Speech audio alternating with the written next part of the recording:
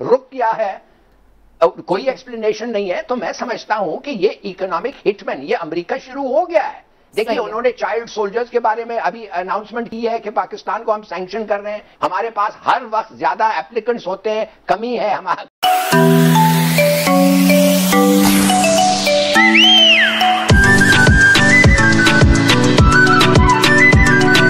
और जाहिर है कि बहुत पेचीदा मामलात हैं, अमेरिका तुल गया है।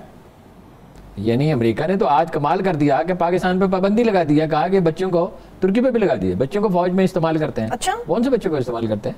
कभी सुना है आपने या किसी ने? ये तुर्की कितनी बड़ी फौज है, पाकिस्तान की इतनी बड़ी आर्मी है, रिजर्व आर्मी है, उसके अलावा है जिनको तलब किया जाता है, बच्चों का इस्तेमाल करते हैं। उसके नतीजे में ये है कि पाकिस्तान के फॉरेन मिशन में फौजी जाते हैं जिनकी बड़ी रेपुटेशन है कि जहाँ कहीं पाकिस्तानी फौज गई, दुनिया में शायद सबसे बेहतर परफॉर्मर्स उसने दिया, जिस मुल्क में भी उसमें पाबंदी लग सकती है, कुछ इमदाद रुक सकती है। वेल्स ने तो पहले भी कहा कि जी हमारे साथ शामिल हो जाए। आपके साथ किस लिए शामिल हो जाए? आपके पहले क्या है? आप खुद अमेरिका के $3 ट्रिलियन तो मुझे याद है, आखिरी फिगर जो मैंने देखा शायद उससे भी ज्यादा अच्छा चाइना के। आप यूरोपीय यूनियन तो आपकी बात मानते नहीं है। यूरोपीय यूनियन ने 1.5-2 महीने पहले एग्रीमेंट किया उनके साथ इन्वेस्टमेंट का। चीन इन्वेस्टमेंट करेगा, सरप्लस पैसा तो उसी के पास है। बर्तानिया तो मानता नहीं फ्री ट्रेड, क्योंकि यूरोपीय यूनियन से निकलने के बाद अब यूरोपीय यूनियन में तो उनकी एक्सपोर्ट कम हो जाएगी, होगी तो सही। उसने कहा कि मैच्योर ताल्लुकात रखे जाएंगे, इस लफ्ज़ पे गौर करें, बलूगत के साथ, यानी सोच समझ के, किसी दबाव में नहीं, किसी खौफ में नहीं, ताल्लुकात रखे जाएंगे चीन के साथ, और मुतबादन ताल्लुकात रखे जाएंगे। और चीनी मंडी की जरूरत है। अब सौदा सिर्फ कौन खरीदेगा भाई? चीन की इतनी बड़ी आबादी है, वही उसकी मिसाल इंडिया है। $85 बिलियन का लेन देन है चीन का और इंडिया का। इतनी कशीदगी है, फौजें सरहद पे खड़ी हैं, बाद लोग कह रहे हैं जंग हो सकती है। मेरा तो नहीं ख्याल जंग होगी, लेकिन क्या कहा अंदेशा जंग का वैसे पता कोई नहीं होता। ट्रेड नहीं बंद हो रही इसलिए कि चीनियों को तो नुकसान होगा। ये तो दुनिया बदल गई है, ये इकोनॉमी में अब सब कौमों का एक दूसरे पे नसार है।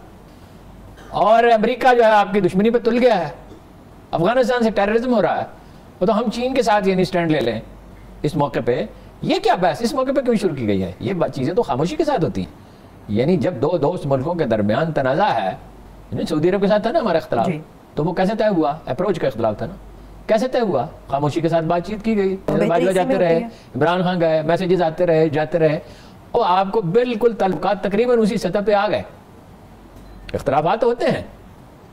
वज़ीर आज़म को वैसे ये नहीं कहना चाहिए था कि गैर मुसलमानों के बारे में हम चीन के मौक़िफ़ से मुतमईन हैं। ये इमरान खान साहब ने चाइना में गैर मुसलमानों के हवाले से बयान देने की उन्हें ज़रूरत क्या थी? इस पर बात करने की ज़रूरत ही नहीं, हर किसी को कहना ज़रूरत नहीं आता, बाद मौज़ूआत पर गुफ्तगू नहीं करनी चाहिए। तो ये ज़्यादा कशीदगी बढ़ा सकता है, चाइना के साथ दूरी पैदा कर सकता है, इससे, लेकिन इसकी ज़रूरत नहीं थी। मैं आपसे एक चीज़ कहना चाहता हूँ जो मुझे तो बहुत ही तशवीश आ रही है, वो ये है कि कराची इलेक्ट्रिक सप्लाई खत्म हो गया है, बैंकरप्ट, अबरार नकवी जेल जा रहा है शायद 200 साल के लिए। हर चीज की इधर जरूरत है, मुझे पता है, इन पीपल बताते हैं कैपिटल की जरूरत है, इक्विपमेंट की जरूरत है, सिस्टमिक फॉल्ट्स हैं, एक्सपर्टीज की कमी है। और एक ही इदारा था जो आके ये मुसीबत खरीदना चाहता था, ये मुसीबत वो खरीदना चाहता था, इसलिए उनके पास रिसोर्सेज थे, टेक्निकल एक्सपर्टीज थे, मशीनरी थी, और उन्होंने कर पाए, और वो था शंघाई इलेक्ट्रिक कंपनी।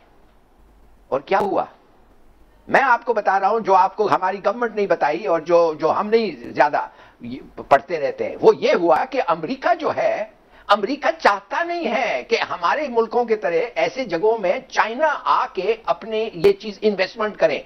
इसलिए कि उसको खतरा है कि अगर चाइना आके ऐसे चीजें इन्वेस्ट करेगा तो चाइनीज इंफ्लुएंस बढ़ जाएगी। तो उन्होंने मेरे ख्याल में उन्होंने सेल को सैबोटाज किया है। मुझे पता है कि बहुत सारे लोग थे, बहुत खुश थे कि एक अच्छा कंपनी आके ये सब चीजें बदलेगा, मगर कैबिनेट मीटिंग वो सैबोटाज हुआ है। वो कोई हमें पता नहीं चला कि क्यों एक बड़ा जबरदस्त किस्म का ऑफर रुक गया है, कोई एक्सप्लेनेशन नहीं है। तो मैं समझता हूं कि ये इकोनॉमिक हिटमैन, ये अमेरिका शुरू हो गया है।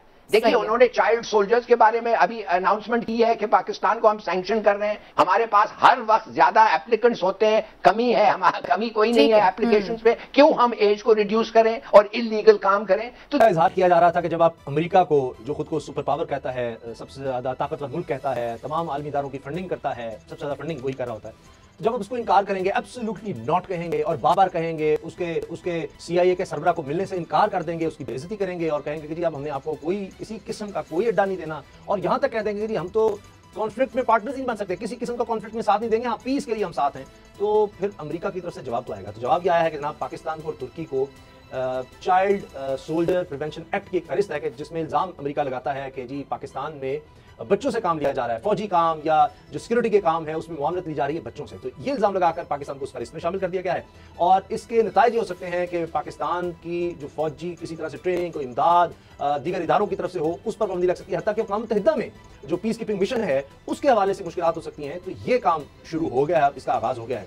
रिपोर्ट है कि जनाब इसमें एक भी ऐसी प्रेसिडेंट नहीं दी गई, एक भी ऐसा इदारा को ऑथेंटिक इदारा हो जिसके बारे में ये कहा गया कि या इसमें एग्जांपल दी जाती है, कहता है प्रेसिडेंट दिए जाते हैं कि जनाब ये कोई फौज का कोई यूनिट है, उसके अंदर ये बच्चे हैं, इनकी उम्र इतनी है, इनको बतौर वहाँ पे माली कुल्ली या इनको वहाँ पे नर्स है या गार्ड है या कोई भी ऐसा काम इनसे लिया जा रहा है। बेसिकली उसमें ये उन्होंने कैटेगरी भी चूंकि बताई है सिर्फ खाली फौजी, लेकिन वो कह रहे हैं कि कम उम्र जो 18 साल से जो कम उम्र है, अब ये खुद से उन्होंने एक बनाई है और इसका मकसद सिर्फ पाकिस्तान को एक दबाव में लाना है। ये इसी तरह है जिस तरह फाटक के जरिए पाकिस्तान का नाम ग्रे लिस्ट में रखा गया है। अब इसके बाद जाहिर बात है अगला स्टेप ये होगा कि वो कोशिश करेंगे कि पाकिस्तान और सैंक्शन मुख्तलिफ तरीकों से लगाएं, फौजी असला साजो सामान के ऊपर इक़्तिसादी पाबंदियों के हवाले से।